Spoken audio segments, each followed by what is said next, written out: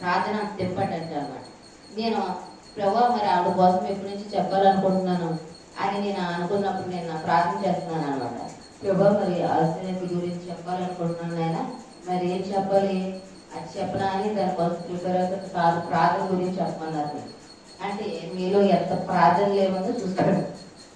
నేను తీసుకున్నా బాగాలేదు, నేను మా మాట లేకుండా చెప్తాను. ప్రార్థన గురించి చెప్పమన్నారు దేవుడికి. నేను ఒక స్త్రీల కుటుంబం కదా ప్రభా, స్త్రీలే ఉంటారు అక్కడ. ప్రార్థన గురించి అంటే మగవాళ్ళు ఎక్కువ వస్తారు కదా నాయన అంటే, నువ్వు ప్రార్థన గురించే చెప్పమ్మా, లేవు ప్రార్థనకు రా, ఒక అరగంట ట్రైనింగ్ చెప్తాను నీకు అలా. నేను ప్రార్థన చేసి దాన్ని లేచి కూర్చున్నాను. ఒక అరగంట 12 నుంచి 12:30 వరకు నాకు ఆయన ప్రార్థన గురించి చెప్పారు. ప్రార్థన అంటే ఎంత శ్రేష్టమైందో, ప్రార్థన ఎంత గొప్పదో మీరు చెప్పేవాళ్ళు. అంటే మరి మీరు ప్రార్థన చేస్తున్నారా చెప్పండి సార్.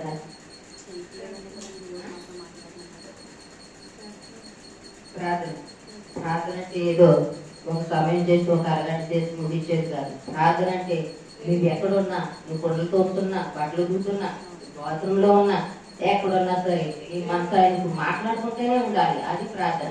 ప్రార్థన అంటే మోకరించి ఒక 5 నిమిషాలు చేసి వెళ్ళిపోవడం కాదు ప్రార్థన.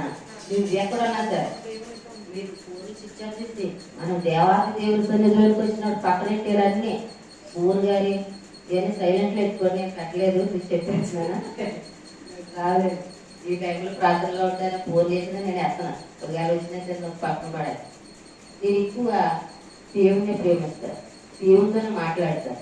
ఈ సమయంలో ఫోన్ చేసినా సరే నేను ప్రార్థనలో ఉన్నప్పుడు ఒకసారి నాకు ఆలోచన వచ్చినప్పుడు పక్కన స్విచ్ ఆఫ్ చేసి పక్కన పెడతాను. లేకపోతే ఆన్లో ఉన్నా సరే అతనే ఎవరు చేసిన మా అమ్మ చేసి బాగా సారి చేశారు అంటే సైతం ప్రార్థనకి రెస్పెక్ట్ చేయాలి, దానికి అక్కడే వచ్చేస్తారు.